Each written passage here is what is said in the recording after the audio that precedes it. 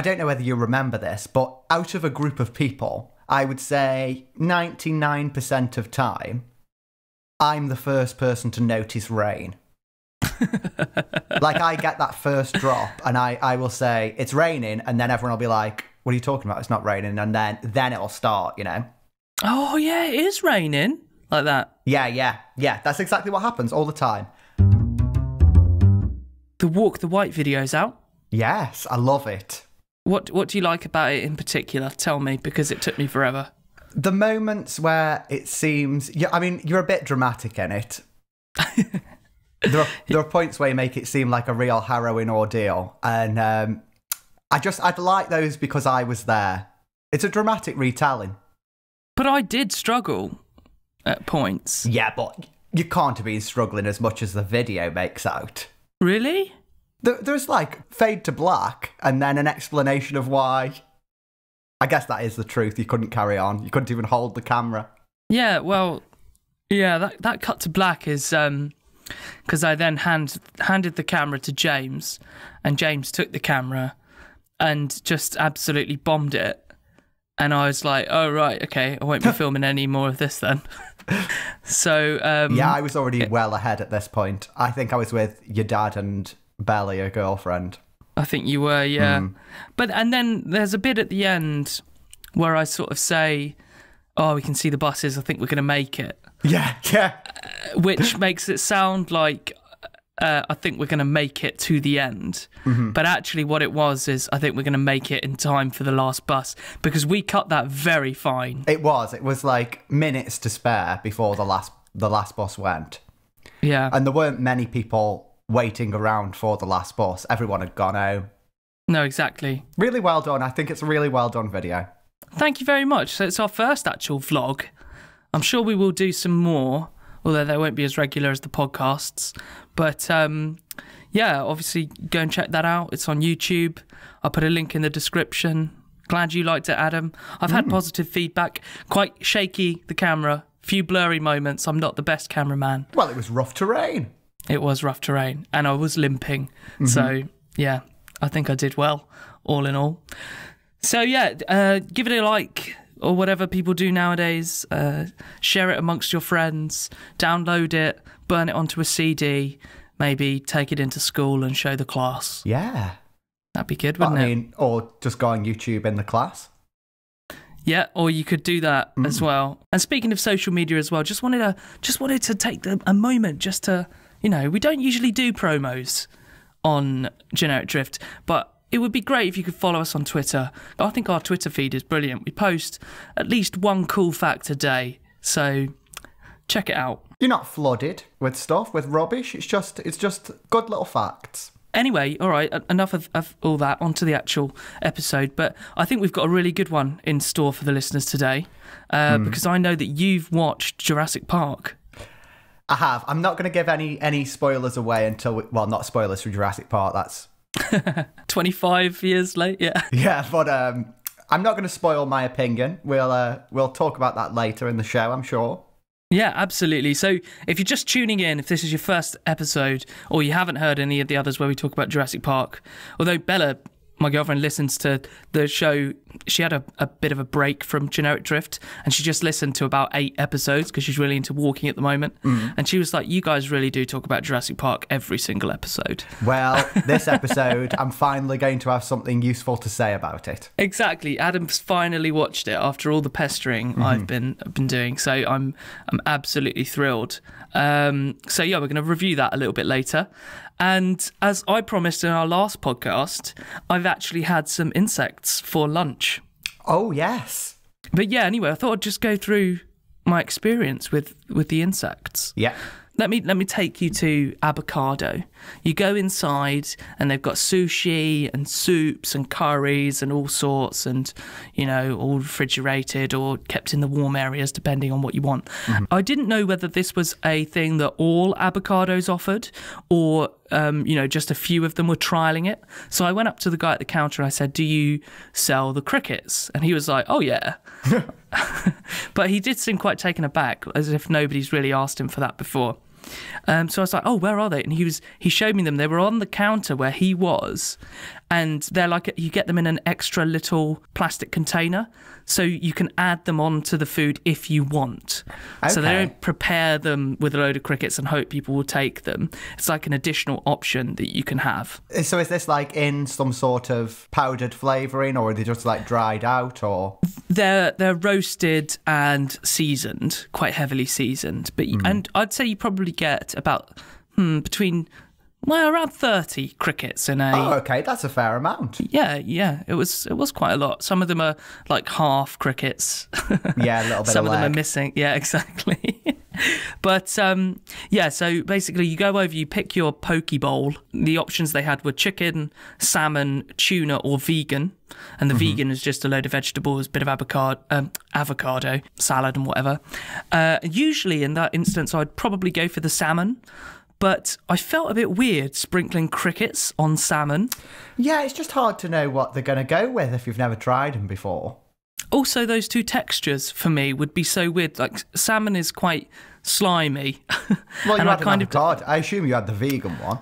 Yes, I did go for the vegan in the end. Well, avocado's slimier than salmon. No. Oh, was it not cooked? What, avocado? Salmon. It was like, no, I don't think so. I think it was that like... Then I will give you it as a similar sliminess to raw salmon. Yeah, exactly. So anyway, yeah, I went for the vegan, and overall, I would say it was good. Right. The crunch was really nice. They provided a certain texture that I think without the crickets, it would have been quite bland. Yeah. They would have all just been sort of vegetable textures. And I thought the crickets were quite crunchy. They were a bit like nuts or, fried onions. Sometimes you get those sprinkled on things when they're like dried out fried onions. And those bacony bits, those ones. Oh, they're lovely, yeah. They are good, yeah. And they're vegetarian as well, by the way. But anyway, the flavour also I would describe as very nice. I thought it was nice. It tasted very nice. Obviously, they were heavily seasoned. I probably could have eaten it if I'd been blindfolded and not known it was a cricket. It was just very tasty. Did you try some straight from the side box then? Yes, I did.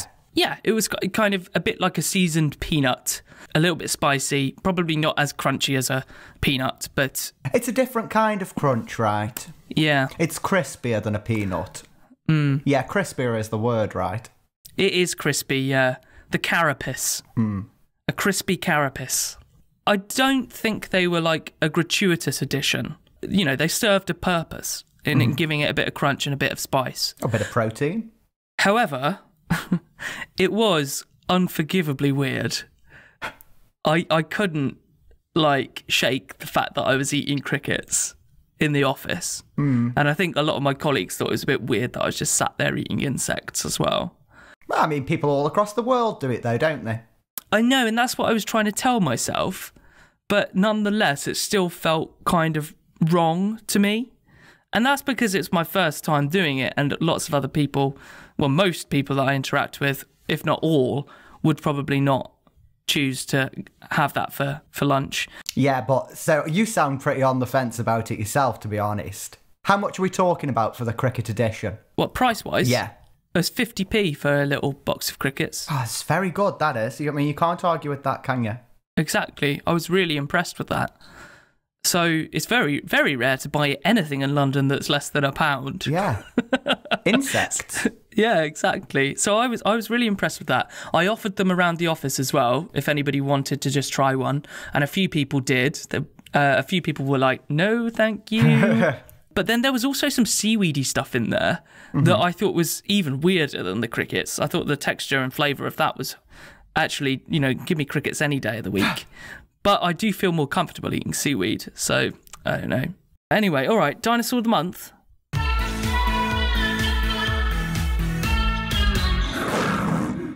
So there have been a few cool discoveries lately, including a small Tyrannosaurus relative called Vesperosaurus, or Vespasaurus. This guy's discovered in Brazil, a lot shorter than T-Rex, around 5 foot in length, so not a very big one. I don't know, what's 5 foot? What bird is 5 foot long? Long? Yeah. A peacock? No, peacock's not it's long from like beak to tail. Yeah. Yeah, maybe you could get a 5-foot peacock, yeah. So yeah, there was that. That was quite a cool one. And then there's a 2 million year old giant flightless bird, the first of its kind to have been discovered. Like the earliest example of a giant flightless bird.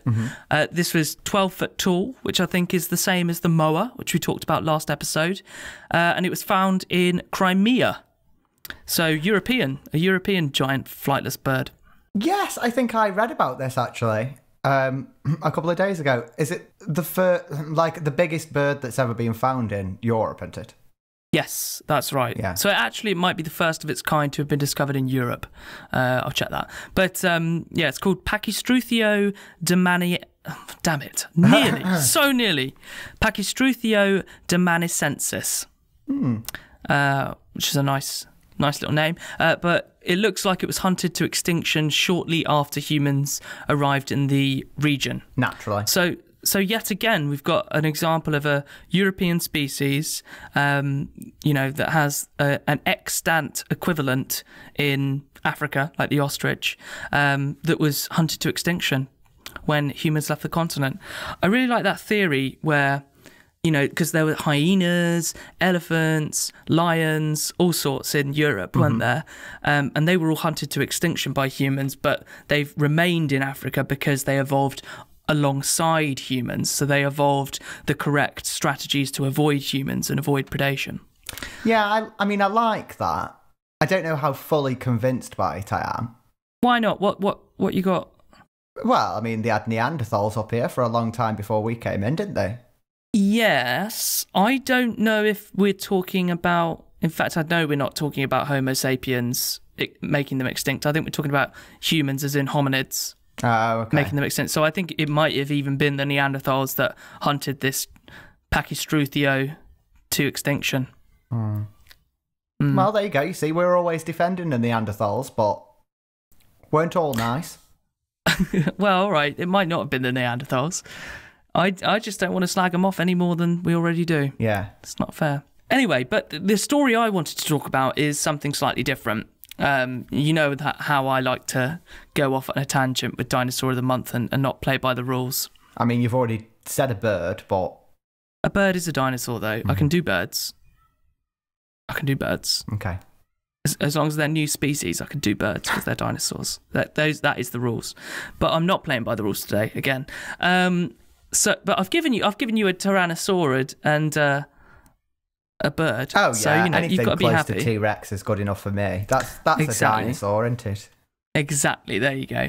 But the story I want to talk about is something slightly different. So, what animals are alive today that were around with the dinosaurs, Adam? All of them, by definition. You know what I mean, though. What animals haven't changed? Oh, I even know the story. Do you really? I do. Is it about crocodiles? It is about crocodiles. No, then go on then. Have you read this? I read it briefly. Yeah. Well, I don't want to spoil the story for you. Go on. You're closer to it than me. So, what do crocodiles eat? Fish, humans. Yeah, fish, humans, meat. Yeah, meat and fish, because they're big, scary, water dragon-esque crocodiles chomping on meat and fish. But today, obviously, we have quite a few different crocodiliforms or crocodilians. We've got obviously the crocodiles, the standard crocodiles, inner wild crocodiles. You've got your see you later alligators. I always got very confused between crocodiles and alligators. Oh, really? My Auntie Julie had a book, like a coffee table book. I don't know why, that was all about alligators and crocodiles, and I could never really grasp the difference. Yeah, I mean, they're obviously quite similar, but alligators, I think, tend to have a rounder snout. But anyway, back in the day when dinosaurs were around, there were many, many different crocodilians with all sorts of adaptations, specifically in reference to the shape and structure of their teeth. So your typical contemporary crocodilian would have very simple teeth, sharp, shaped like daggers, no complex features or surfaces on them, and that's for clamping down and tearing meat, essentially. But actually some extinct crocodiles, or crocodilians, like Simosuchus, had much more complex teeth, which researchers have compared with those of the marine iguana from the Galapagos. Have you seen this when you looked at this story? I didn't look up the marine iguana. Yeah, let me show you the teeth from this guy, because they're very interesting. I had no idea marine iguanas had teeth like this, actually. Oh, yeah, they're like little pigeon toes. Yeah, they are like bird feet, aren't they? It's like it's got a mouth full of feet. Yeah.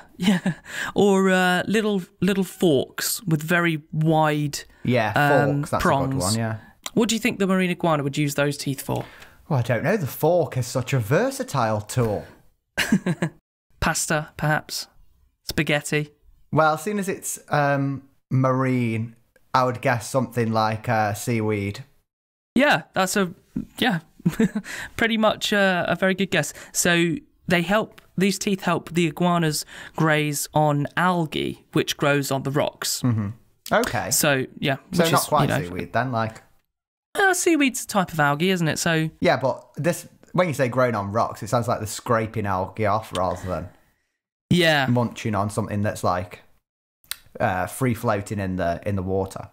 Yeah, you're right. Like, I think patchy sort of algae that's growing on the rocks like a moss would.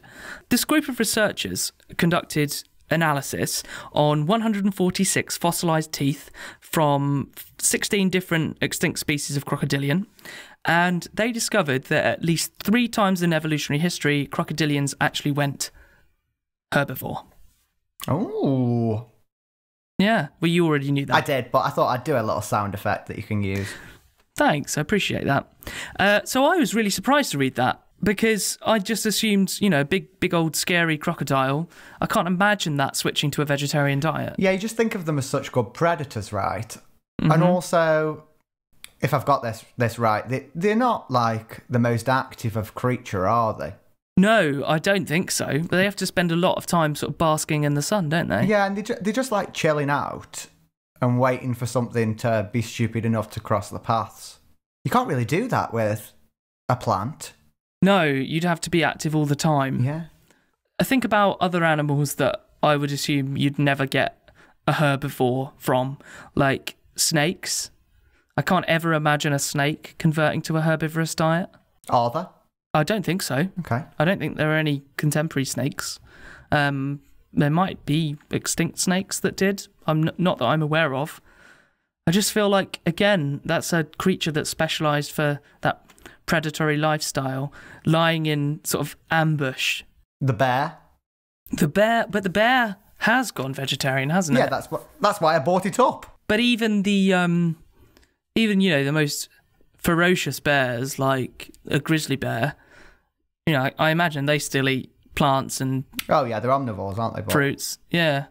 So it doesn't surprise me so much that there are herbivorous examples, especially because I know that as well. Or cats, big cats as well, like a big cat going exclusively vegetarian would feel weird. But actually, apparently, some crocodiles have been known to occasionally eat fruits off of trees.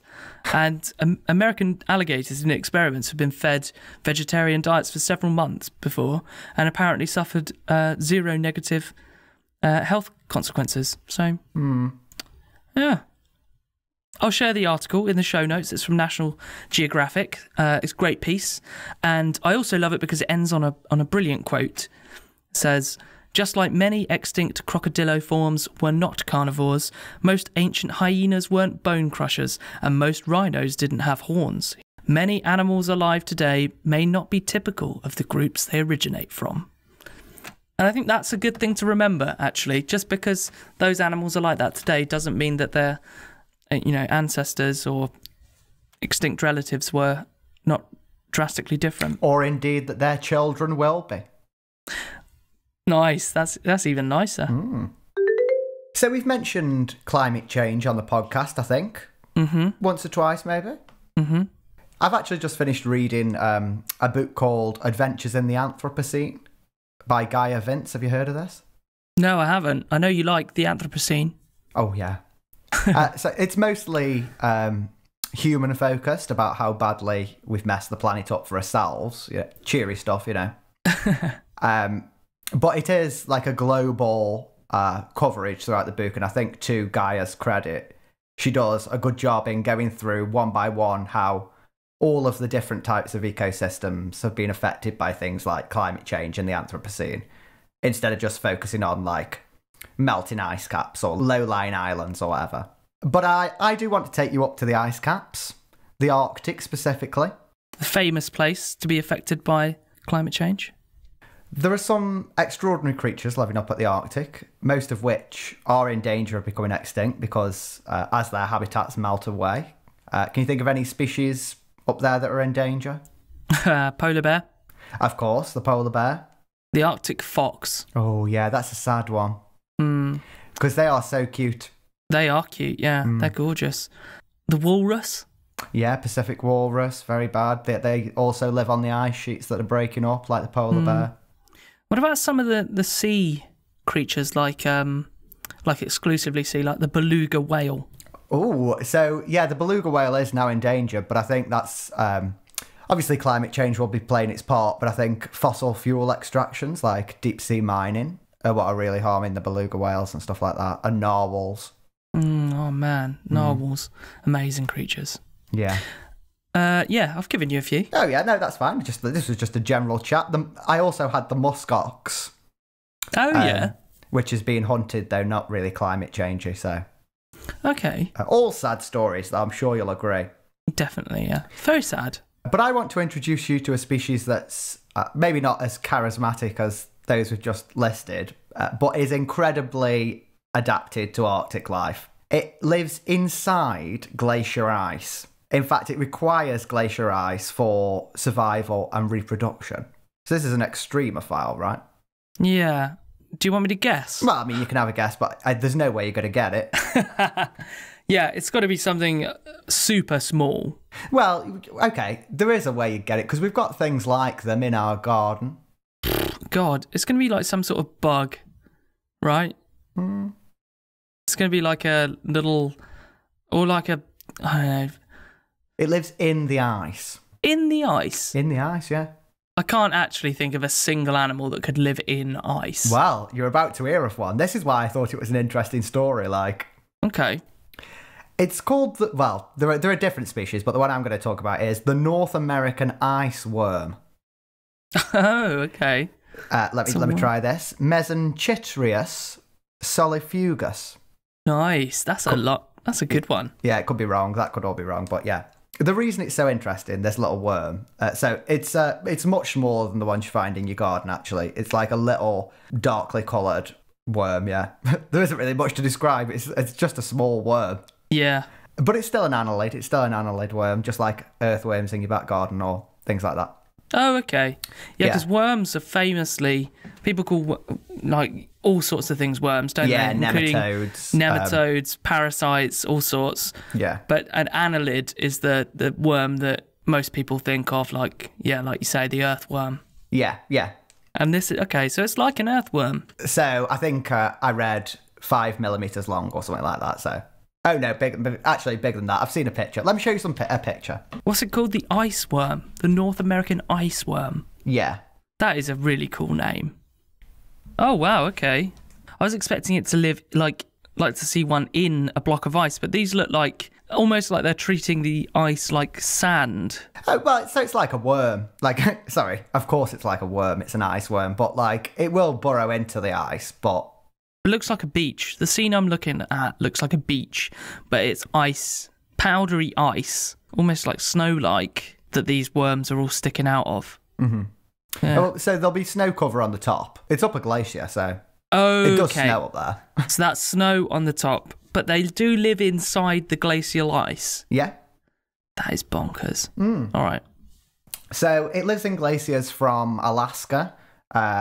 So you know the top of North America is sort of like arced down. Arced down? Yeah, so if you start off at Alaska and go southeast, it's like an arc downwards through Canada, British Columbia, and then you start off at Washington all the way down to California. So so the North American ice worm stretches from Alaska to Oregon in the US. Okay, that's just above California, isn't it? Quite a bit above California. No, it's the state above California. Oh, California's very long, though, isn't it? Yeah. The places where these are living are still Arctic tundra. Oh, well, top of mountains, so... Okay. All right. Yeah. Okay. All right. Okay. Yeah. That makes sense. They've got quite a broad range. If you're wondering what they can find to eat up there, it's microbes. It's just, little bits of algae or whatever.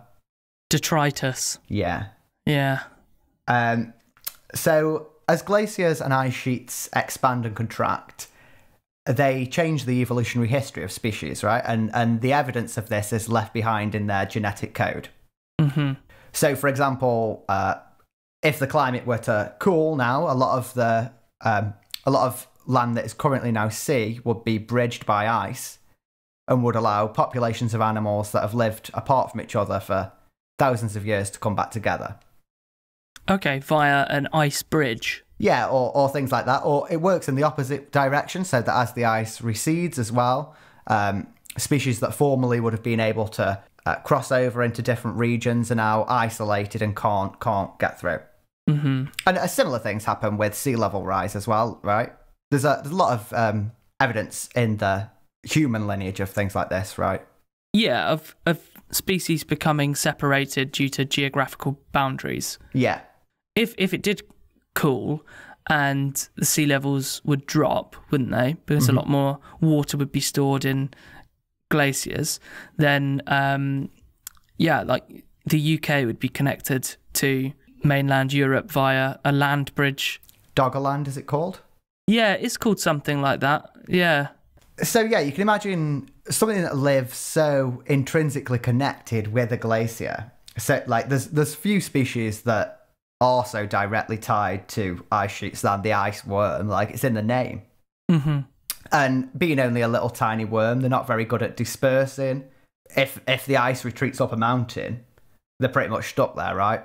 Yeah, so I can envisage a scenario where this huge population of ice worms, which spreads from Washington all the way down to Oregon, Alaska all the way down to Oregon. So it's not continuous now, I should say. It's like on mountains down that sort of path. Like, there's not snow from... Okay, all right. Well, anyway, but I can imagine how it would have spread once there were ice connections between there. And I can see that over evolutionary time, populations would become isolated, and what would have originally been one worm species, much like when you cut a worm in two, would become two worm species. Oh. I don't know if that's true of these worms or if that is a... I don't think it's true of any worms, actually. Not the earthworm? No, I don't think it makes two worms. Oh. Otherwise, it would have made advantage of that, right? Like, evolutionarily, it would have been like... It would have split itself in two so that it could replicate itself. Yeah. But anyway, sorry, yeah, again, I'm taking you off. I'm drifting. So in glacial periods where there's much more ice, there'll be gene flow between populations. But when in out of glacial periods, they're going to be isolated from each other. That's where we were. Yes. So the evolutionary history of these ice worms should be pretty obvious, right? We know where and when there's been ice. We've got a pretty good idea of how these areas would have been connected during a glacial time. We've got the models, all of that stuff. So imagine the surprise then of Scott Hotterling as he sequenced the genomes of these ice worms when his worms on Vancouver Island, so that's at the very southwest of Canada, were much more similar to the Alaskan worms than to the other Canadian worms. So they appear to have travelled some 1,900 kilometres. That's a long way to wiggle. And he suspects that this has happened within the last 100 years. Yeah. Obviously, this worm hasn't wiggled its way there. No, there's no ice for it. This worm's been transported via the feet of a bird or even humans, if it's only 100 years. Yeah, okay, so there are a number of different hypotheses, right, Scott, down there.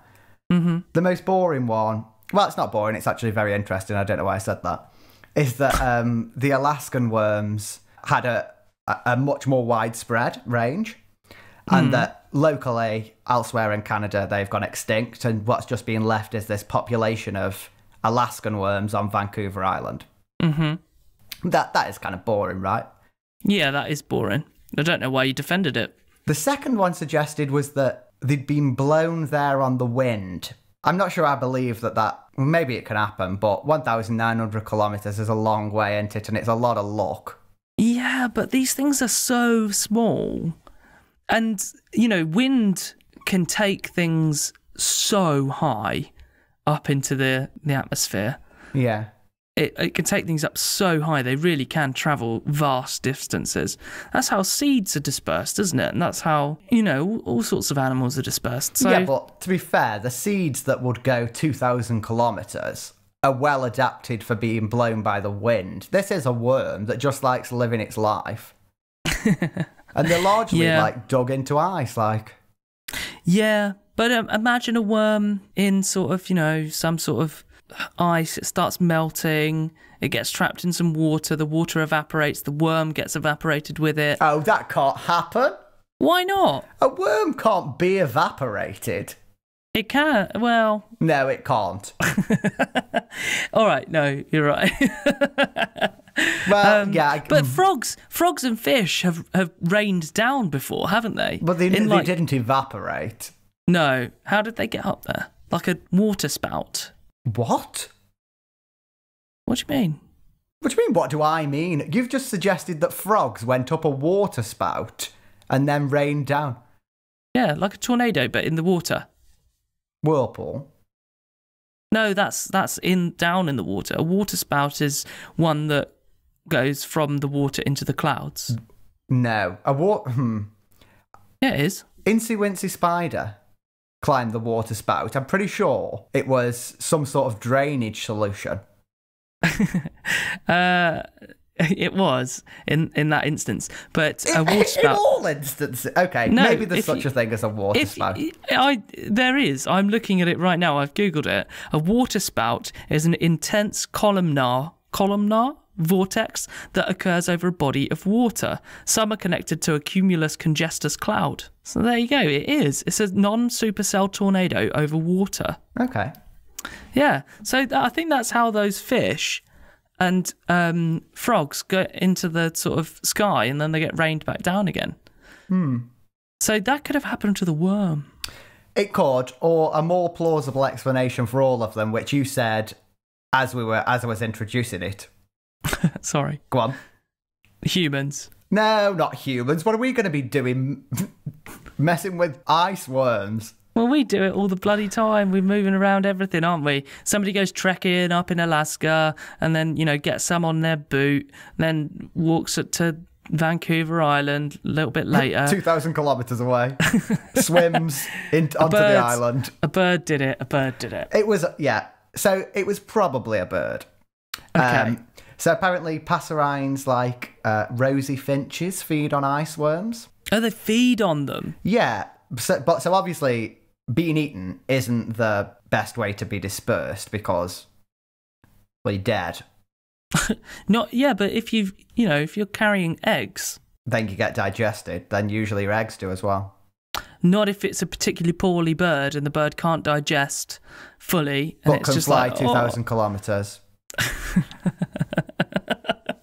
I don't even know whether that's as the crow flies, or as the rosy finch flies, or as the worm flies. Well, so here's the trick, right?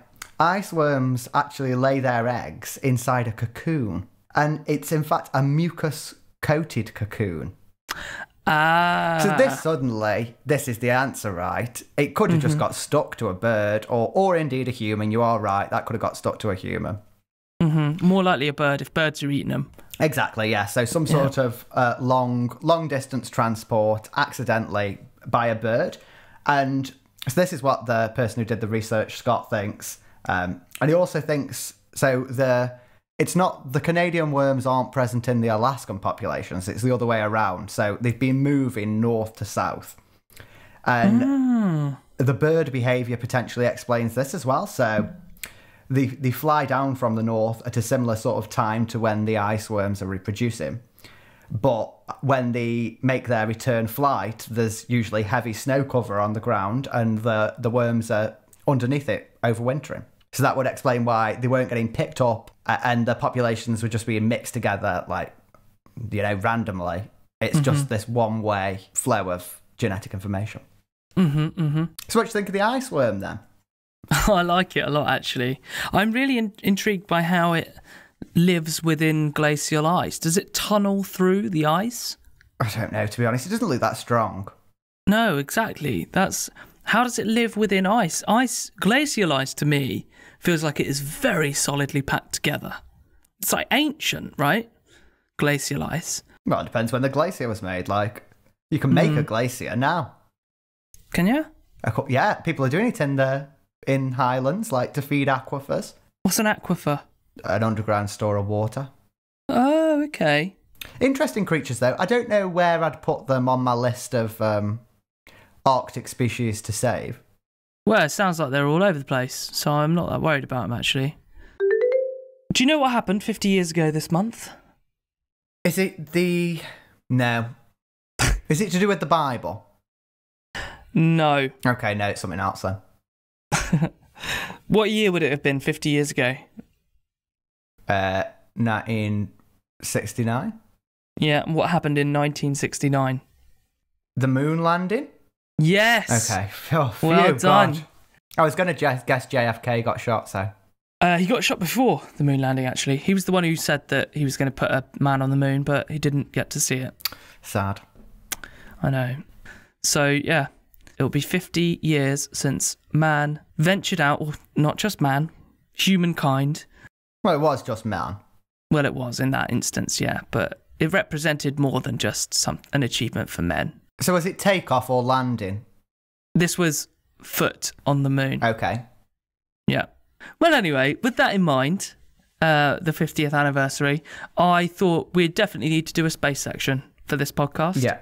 So after NASA landed on the moon and America won the space race, I think it's probably safe to say that lots of people thought that it would usher in a new era of humans exploring the universe. And to a certain extent, we have done that. We've got incredible probes out there now. We've got 2 probes out beyond the solar system, entered into interstellar space. We've got a probe, the Juno probe around Jupiter, capturing unbelievable images on its descent into the planet. We've got so many different things out there. We've got robots on Mars. We've got robots on the moon. But the thing that we haven't done so much is human spaceflight. Yeah. And I think that if you spoke to somebody from 1969 now, as in, direct line, beep, beep, beep, beep, beep, speak to somebody in 1969, they would probably be surprised to hear that not many people have actually set out into the solar system. How many people is it now? That's a good question. I think it's 14 people have stepped on the moon. How many people stepped on the moon? It is 12 people. Okay, well, I'd still count ISS. Going up there is good enough. That's spacey enough for me. Yeah, okay. Many, many more people have been up to the ISS. Many people have been out of Earth or orbiting the Earth, for example. Lots of people.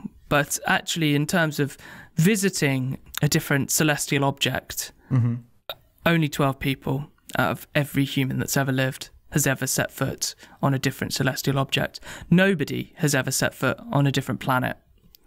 So I think that people would be surprised by that from 1969.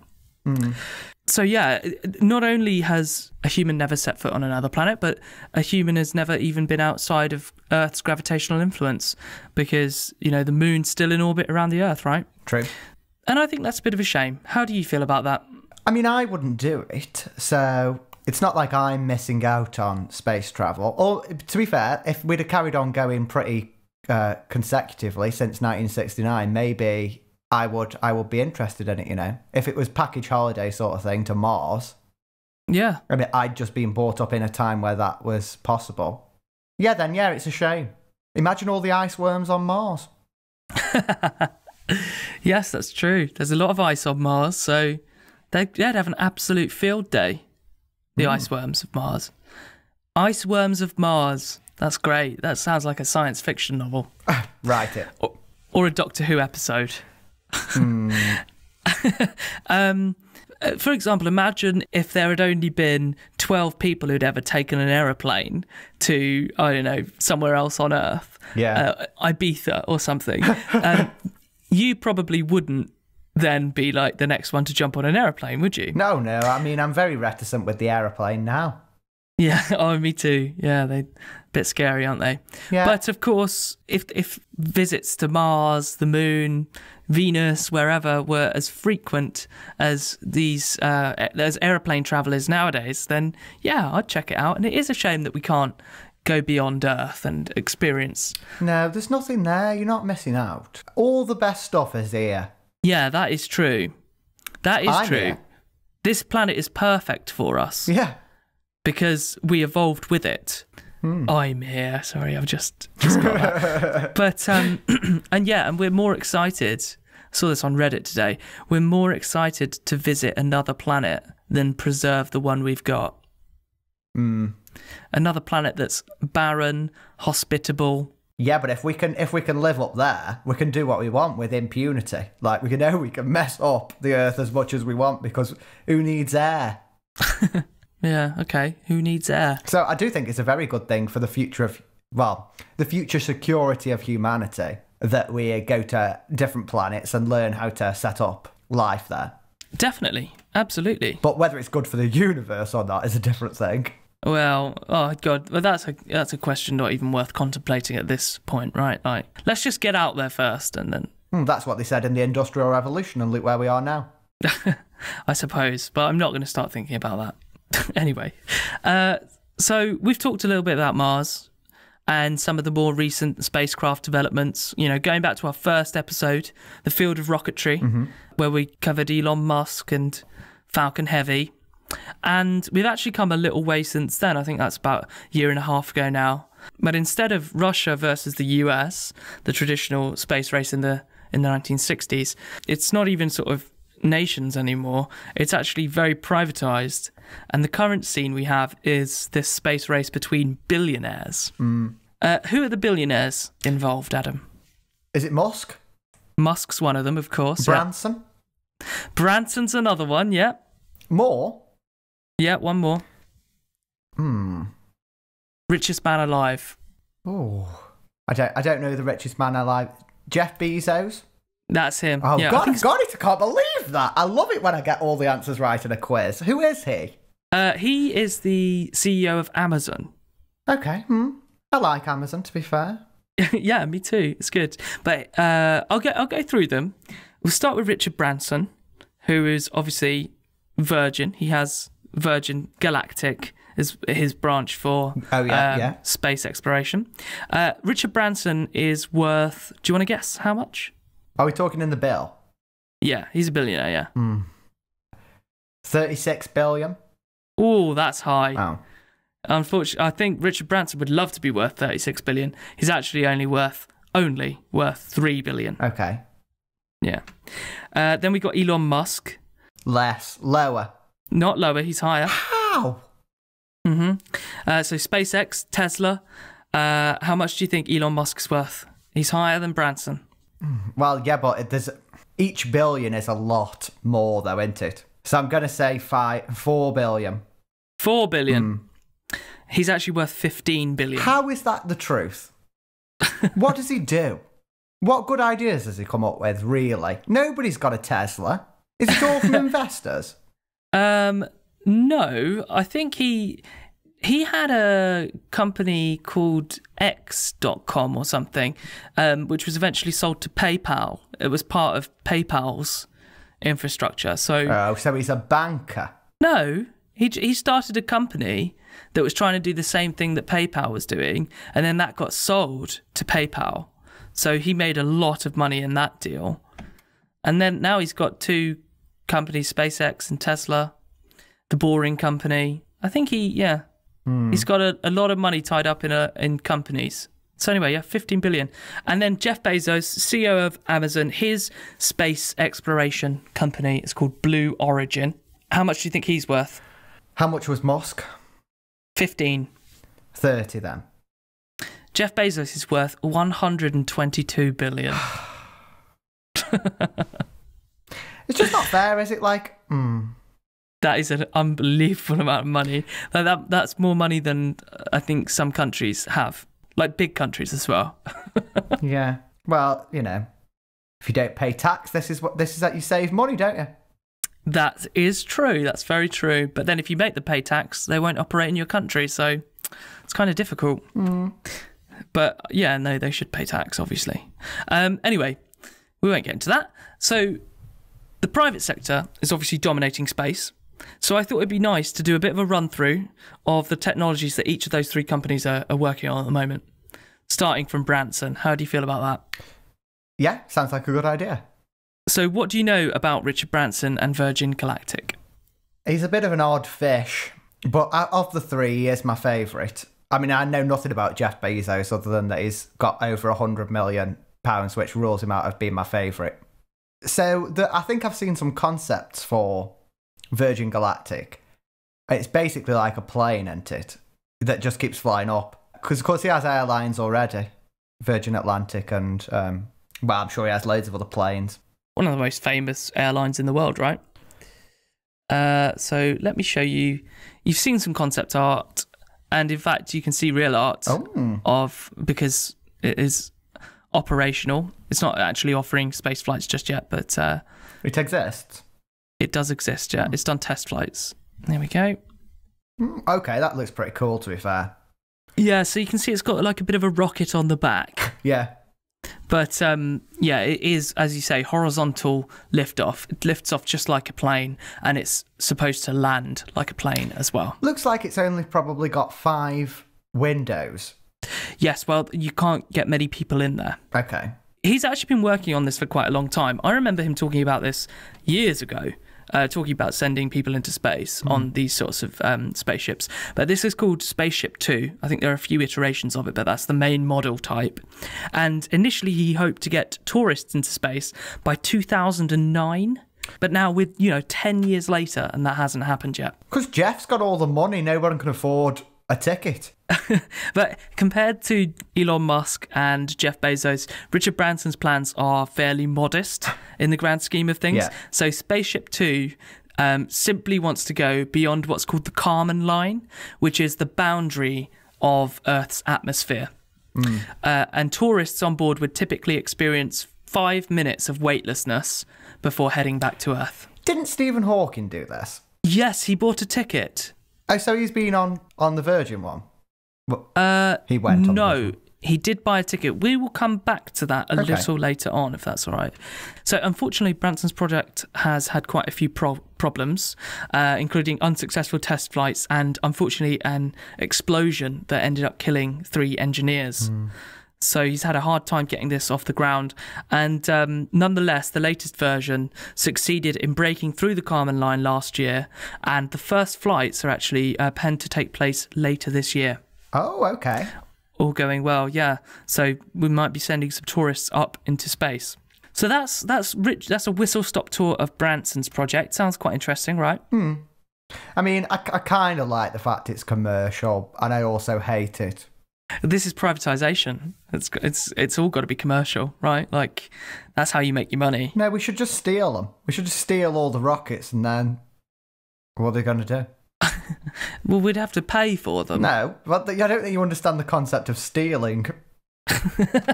Yeah, but I don't think you understand the legal repercussions of stealing.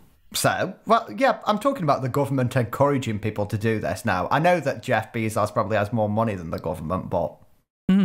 So, we make the laws, they make the laws, don't they? They could put in a clause that says it's okay to steal rocket ships, and then it's only going to affect like 3 people, so... But these guys know how to operate these rocket ships, and... No, they don't. You think Richard Branson could fly one of these? I think Richard Branson would love to fly one of these. Maybe he could, actually. He does seem like a very... Don't you remember the time? During the 90s, he wanted to circumnavigate the globe in a hot air balloon. He's bonkers. Yeah. Yeah, but... He's absolutely, like... He's mental. Kate Winslet saved his mother from a fire. Is that right? On the private island, yeah. Oh, on his private island in the Caribbean. Anyway, yeah, moving on to our next billionaire, Elon Musk. We've covered him before, as I said, and since we covered him, he's become quite a polarising figure, or even more so. Yeah. With some very odd behaviour, calling people paedophiles on Twitter, smoking weed on Joe Rogan's podcast. Very odd behaviour. Very odd indeed. I think I said he was weird when we talked about him that very first time. Yeah, well, you said he was like a supervillain. Yeah, well, I stand by that. You stand by that, okay, yeah. Well, let's check out his rocket. Well, yeah, like him, love him, or outright despise him. I wrote that down in the notes, actually. That's so funny, isn't it? I like some of the things he does. I'm not going to say that, like, it's obviously not all bad. Like, I think he has good ideas. But yeah, exactly. If I was a billionaire, I mean, I have good ideas. I just can't afford to do anything about them. Like you say, you know, he's got good ideas. He's actually done some great stuff for space exploration in my mind. Mm-hmm. So what do you know of him? Well, the thing that comes to my head is like, and this isn't spacey, I'm sorry. The best thing is these like low cost solar roof tiles. Oh yeah, yeah, which obviously you can just put on top of a building or whatever across the developing world, and they can have access to power. But yeah, I know he's done his. He was going to dig a hyperloop. Yeah, has he done that yet? Don't think so. This he's is got the problem company with Musk. Like, I don't know if that many people have got roof tiles off him. He just comes up with ideas. He says them, and he says he's doing them. I don't know. He sent his cherry red Tesla to space. Yeah, that was good. Yeah, good PR stunt. One of the best. Yeah. He offered to make robots for the mine to dig the children out. Little submersible submarines. Yeah. Well, all submarines are submersible, aren't they? Little submersible rescue vehicles. Yeah. For a long time now, the whole SpaceX thing has been about giving Americans access to the International Space Station via an American rocket or an American launcher. Right. I don't know if you know this, but since NASA's space shuttle, you remember the space shuttle? The space shuttle. Is that what it's called? The space shuttle. Yeah, it looked like a plane.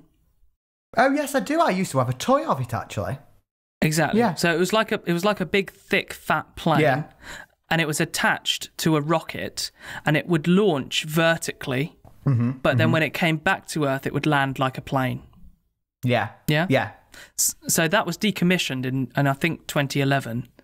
And since then, the only way for any astronaut from any nationality to get to the ISS is via the Soyuz rocket, which is a Russian spacecraft, vertical launch, a rocket, that launches from Kazakhstan. Mm-hmm. And that's the only way you can do it. Even NASA has to pay the Russians for their rocket so that they can take their Americans to space. So SpaceX has developed these reusable rockets and a Dragon capsule. It's called the Dragon. At the moment, a type of that Dragon capsule is being used to send supplies up to the ISS. So it does. We have sent them up there, or SpaceX have sent them up there, but empty, not crewed. Right. SpaceX actually planned to send its first crewed mission to the ISS this month, but it's been pushed back to November now. Okay. I mean, Branson's 10 years late, so I'll give him a couple of months. But again, you know, Branson's planning to send people up into space this year. So is Musk. The company's also developing a 100-passenger spacecraft called Starship, which is penned to take tourists around the moon. So space tourism, but not just beyond the atmosphere, actually around the moon. Yeah. See the dark side or the far side of the moon. But eventually that's hoped to be the craft that will take humankind to Mars as well. Sending 100 people at once to set up their, initial colony. So much more ambitious than Branson. We'll see how that develops. Yeah. Final billionaire, Jeff Bezos and Blue Origin. So once again here, just with Musk's and Richard Branson, strategy is a bit about space tourism. Sending tourists up beyond the Kármán line, like Richard Branson, in a rocket called New Shepard. So this isn't like a plane like Richard Branson. This is a rocket. Right. Oh, New Shepard is, by the way, it's named after Alan Shepard, which was the first American to reach space. Blue Origin want to begin flights this year. Bezos is also a little bit more ambitious than Branson in long-term plans for his company, probably thanks in no small part due to his enormous fortune. Yeah. So he's also revealed a moon lander called Blue Moon, which is hoped to take astronauts to the moon by 2024. And it's not just a, rocket lander, it's also to help build that initial startup colony as well. The ultimate goal of the company is to establish basically infrastructure in space, allowing future generations to leave our planet and live and work in space. But will there be next day delivery? Almost certainly not. So those are our billionaires.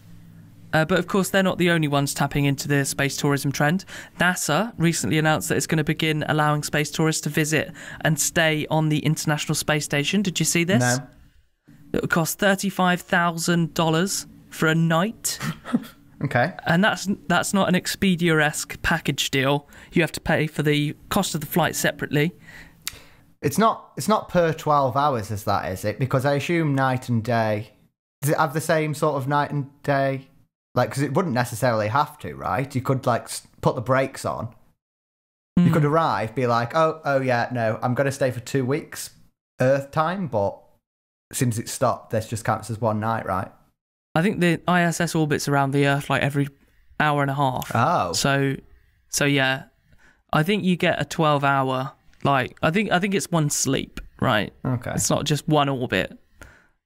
You're on, you're off. Like the London Eye. Well, the best bit about this is that Britain is now getting involved. And the UK Space Agency has begun drafting regulations to enable human launches from spaceports that will be built in Cornwall and the Scottish Highlands. Well, I mean, I think that's short-sighted because Scotland could leave the UK. Yeah, that is true. So let's not build a spaceport in the Scottish Highlands just yet. Let's go for Cornwall first. Yeah. Go for Cornwall. But give something to Wales. That's quite close to Cornwall, though, isn't it? Yeah, exactly. Give something to Wales.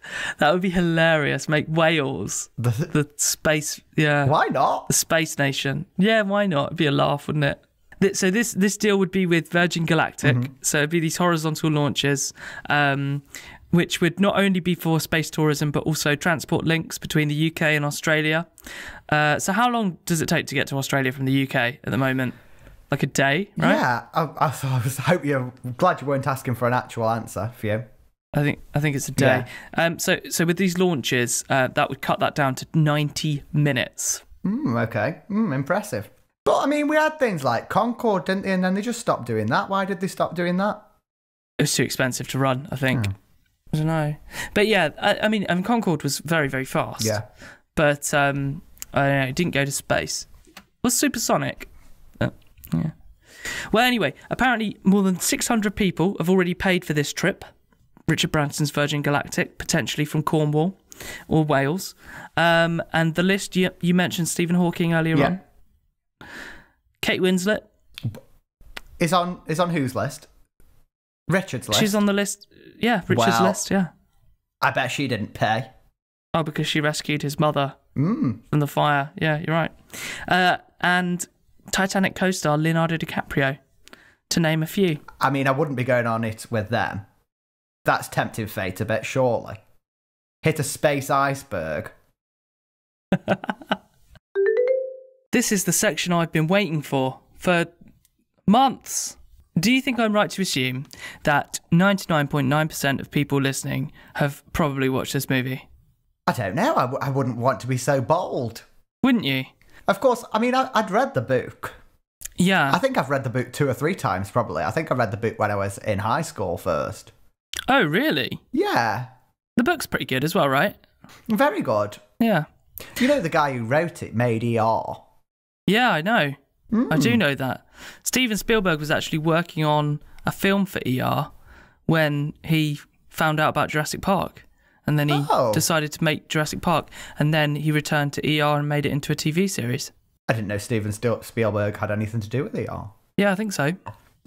But anyway, yeah, obviously Jurassic Park, it's in my mind, it's iconic, it's big, it's bold, an absolute classic. But of course, you hadn't seen it until, well, what was it, like last week? I think it was the weekend before last, yeah. Okay, well, there you go. Well, on the slight off chance that somebody listening hasn't watched this movie and has no idea what it's about. Okay. Basically, it's about a theme park on an island off the coast of Costa Rica where geneticists have brought back a selection of dinosaurs back from extinction via blood found in mosquitoes preserved in amber. And disaster ensues. Yeah. Now, you say you'd read the book, so you're familiar with the concept. You'd watched the more recent movies as well, Jurassic World. How do you think Jurassic Park compared?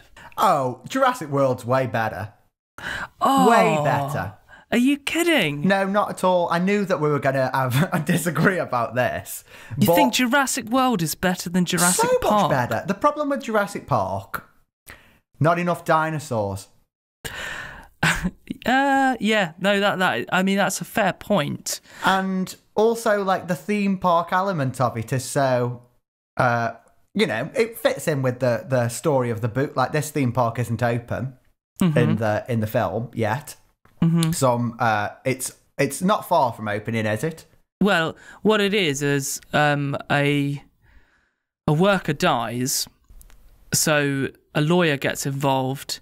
And before the park opens, they need to conduct an audit of the park. So they go and get some paleontologists, a paleontologist, a paleobotanist, a chaostician. Well, see, this is one of the things that not confused me, but in the film, it specifically said, right, that the lawyer and the investors bring this chaos theoretician, Jeff Goldblum. And the sort of mad inventor, what would you call it, like the... John Hammond? Yeah, John Hammond. What would you describe him as? Richard Attenborough. He's the billionaire. He's the Bezos. Yeah, he's like a Walt Disney figure who's got a little bit too much money. Yeah. A bit power mad, yeah.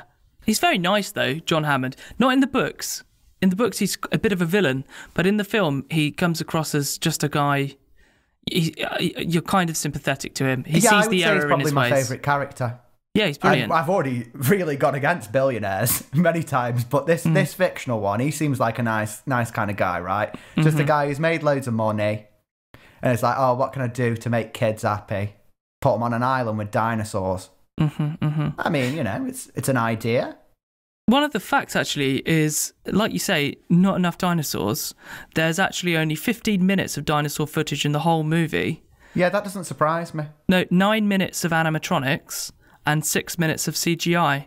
Although, actually, when they're in the kitchen, at the sort of climax, there's some kids in a kitchen, like an industrial kitchen, not just a house one, being stalked by velociraptors, are they? Yeah? Yeah. There's quite a bit of dinosaur in that, but I guess it builds tension. Yeah. Like, you don't see a dinosaur for the first probably 15, 20 minutes, do you? No, and then you Apart see... from the very beginning, you see an eye. Yeah. And maybe a claw. Yeah. But yeah, you're right. But I like that. I like that effect. It doesn't have to just give you the dinosaurs straight away. It makes you wait for them. And they're good. They're so well done when they're actually on screen, I think. I mean, we're talking about a movie that is, 25 years old? Maybe more? Oh, yeah. It holds up today. Yeah. Compared to visually, I don't have a problem watching it next to the new Jurassic World. I think it looks better. Well, I actually think it looks better. But because all of the dinosaurs nowadays are CGI, and so almost immediately they're outdated, and you can tell that they're fake. I mean, obviously you have to suspend some disbelief at any movie using any sort of special effects. Yeah. But the animatronics, I think, look so much better. The animatronic T-Rex is brilliant. I love that. I think it looks amazing. And indeed all the dinosaurs, particularly the animatronic ones, I think look absolutely fantastic. But, there's a scene where they're on a sort of savannah, I guess. Ah, yes, the Gallimimus. Yeah, there's a T-Rex chasing a flock of some... Gallimimus. Gallimimus. You mentioned those a couple of weeks ago, didn't you? I did, yeah. I didn't put that connection together. I did notice it when we're jumping around a lot. Yeah. I noticed the word Gallimimus when the villain was stealing the embryos, and I was like, "Oh, Gallimimus." Yeah.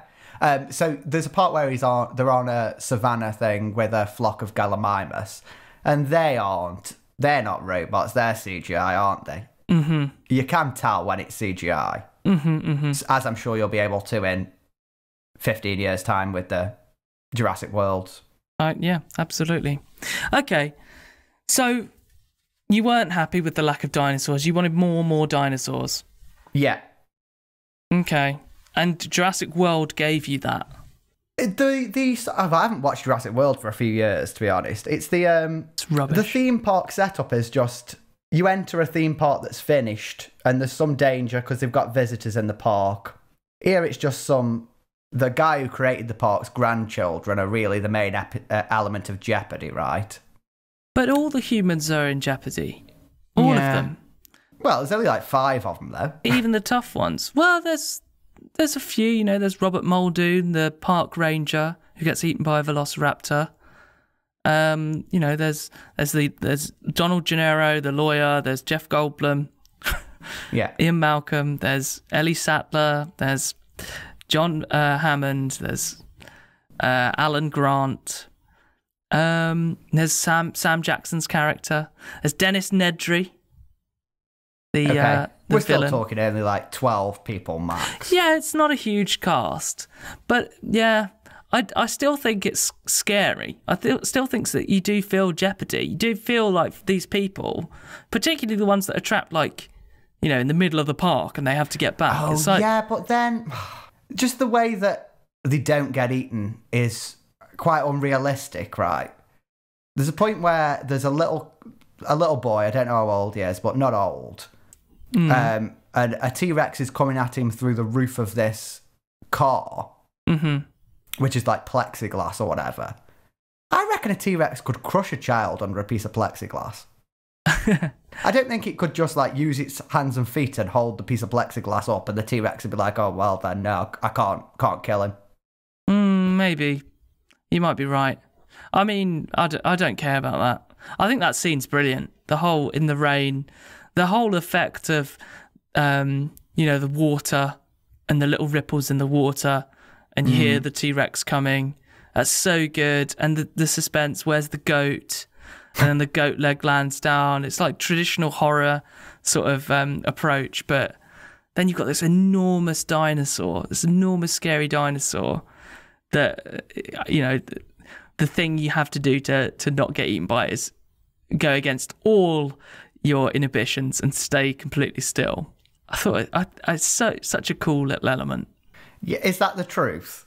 No. Okay. It's true. It's true of some reptiles. Right. So obviously Jurassic Park took quite a few creative liberties, and you kind of have to with dinosaurs. The thing, it's a very forgiving sort of concept though, because they have the frog DNA clause. Yeah. Yeah, which I was always very impressed with from the book. I was like, well, you can pretty much get away with none of the dinosaur, however much extra knowledge we add to paleontology, they can still get away with saying, well, this is why they don't look like dinosaurs did. Yeah. But the upfront that in Jurassic World, I can't remember what the main character's name is, but she literally says, we just make them look scary because that's what people want to see.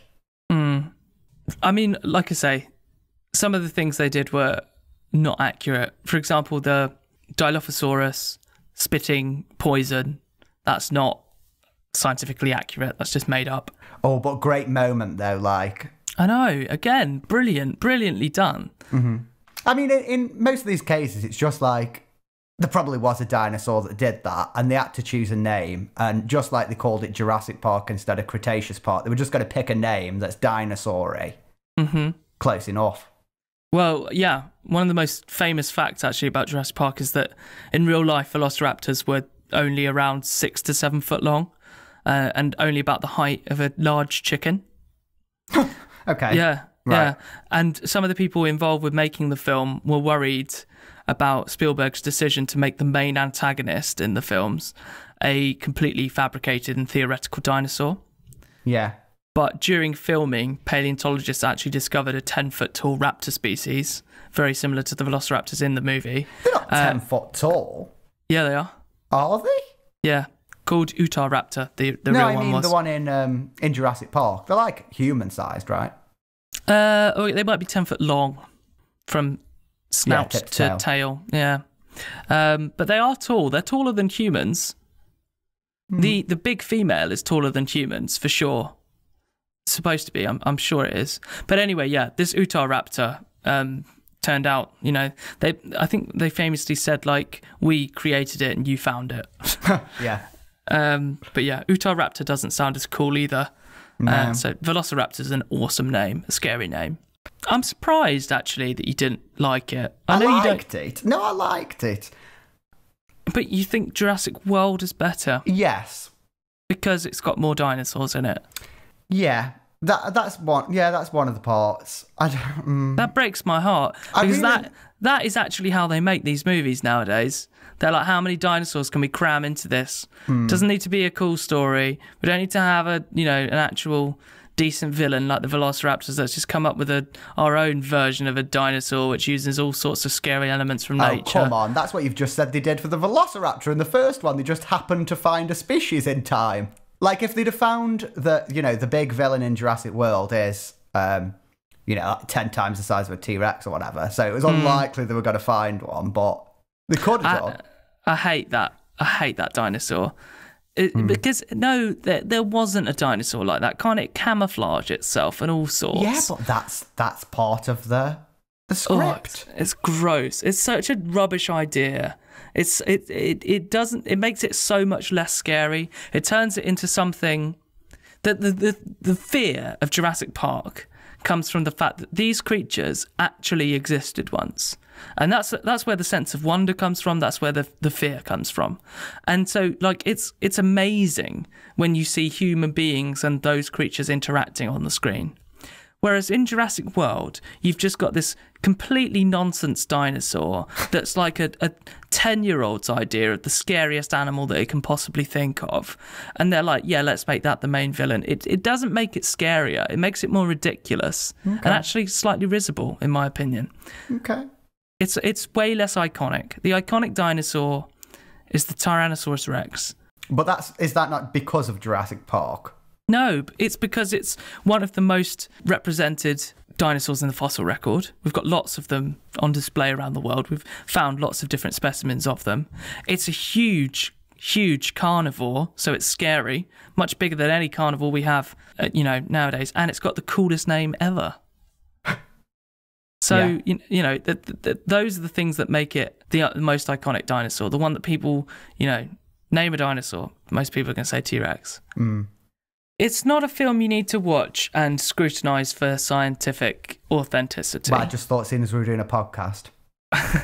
It's a film you need to watch and see whether you enjoy it. And whether enjoyed, certainly. Yeah? I was thinking about watching Jurassic Park 2. That's how much I enjoyed it. But you haven't watched that one? No. Okay. Well, you told me it wasn't as good, so I thought I might as well skip straight to Jurassic World. Clearly the best one. No, Jurassic World is so not the best one. I feel like you should watch it again. It's boring. It's just Hollywood boring, like Marvel, for kids. Let's see how many dinosaurs we can squeeze in. Let's get all these money shots. Let's bring back the T-Rex, make it really dramatic, but also like not really mean anything. It's nonsense. The original Jurassic Park is... it's Spielberg. It's a movie. It's put together really well. It's got a beautiful score by John Williams. Music is very good. Yeah, that's another big positive of it. But didn't John Williams do Jurassic World? Maybe. He might have done. But I mean, this is the iconic soundtrack. What did he do? He did like Star Wars. He did Indiana Jones. He did Jaws. He did Home Alone. Harry Potter. He did all of these iconic themes, and he did Jurassic Park as well. He should be the richest man in the world. No, he's very good. Things he's done. I'm sure he is very rich, actually. What did you think of the sound design of the dinosaurs?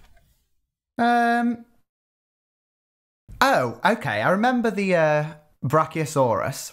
That's like the first dinosaur that Alan Grant and Ali Sattler, like the main characters, meet, right? And that I thought sounded like a whale. Yeah. Which isn't a million. I guess maybe that is what they sound like. But like giraffes don't make a sound, do I guess it doesn't really matter. There's no way for us to tell, surely. Exactly. Which also makes it quite tough because nobody knows. So sound designers had to get creative. How do you make a sound like a dinosaur? But yeah, you're right. Something huge, make it like a huge thing that we've already got. Like the resonance might be similar or something. Yeah, it's a good approach. And it does sound like a whale. It isn't a whale. Okay. The Brachiosaurus singing is actually the sound of a donkey. What? Yeah, but slowed down. Yeah, obviously. Okay, a braying donkey. I prefer that, actually. It's cool, isn't it? Yeah. Yeah, I've got a few others, actually. So the raptors as well. You know, they do the little communication with each other. They go like, that sort of thing. That's the sound of a tortoise mating. Okay, well, right. Yeah. And the hiss they do, that like, is the sound of a goose. Right. An angry goose. I mean, that could be quite accurate. I think it's really good. The little ahs are so good. So iconic. Dilophosaurus as well, with the frills and the poison. Yeah. Do you remember the noises that one made? Is it sort of like that instrument that's... like a maraca? Yeah, half maraca, half... like you hit it and it goes... Oh, I don't know what that is. Like a rattlesnake. It is a rattlesnake. It actually is a rattlesnake. Yeah, obviously I was doing a rattlesnake then. Yeah, so it is an actual rattlesnake and a hawk as well. Because it's like I think they've changed the pitch of the hawk to be a lot deeper. So it's like... Yeah, it's nice. But also that's when it's like scary. When it's cute and it hasn't got its frill out, it makes swan hooting noises. And last one, the iconic T-Rex roar. Do you want to have a guess? Well, it's big cat, isn't it, lion? It's a tiger That's snarling. close enough. Yeah, but combined with an alligator gurgling. What? And a baby elephant squealing. I guess that gives it. It's like trumpety. You know, I mean, the T-Rex roar is amazing. Yeah. I think it's an amazing piece of sound design. It's probably my favourite roar. Yeah. But I guess, again, like some of these sounds are slowed down, pitches change to make it, you know. Yeah. Okay. What would you rate Jurassic Park out of 10? So, well, I guess we'd better set up some scale, haven't we? Yeah, okay. Well, I just wouldn't be... Okay, but so a 10 would be Moana. Oh, God, and really? I'd put Jurassic Park at a solid 6. Oh, my God. 6 is a good rating. 6 is good, yeah. It's 3 stars. I'd give Jurassic Park 7. Jurassic World 7, sorry. That blows my mind. But I'd need to rewatch, really. I'd give Jurassic Park a 10. I think it's perfect. Okay, well. It's a movie that I watched when I was a kid. I don't know whether we talked about it before, but like I was never allowed to watch it because my granddad was like, there's too much tomato ketchup in this one. Oh, but there's not that much blood, really. No, there isn't. Because but I was 6 humans. I was very young. I was probably like 4. And by the age of 5, I think I'd convinced them that I was ready to watch it. Yeah. And I did watch it and I loved it. And I used to watch it all the time. And I still now, you know, I still get goosebumps at that.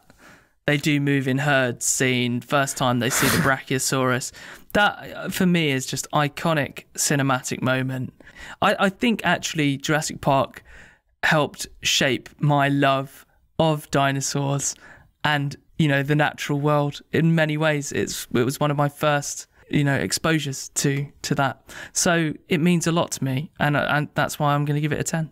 Okay, well, I'm going to stick at 6, but... That's fine.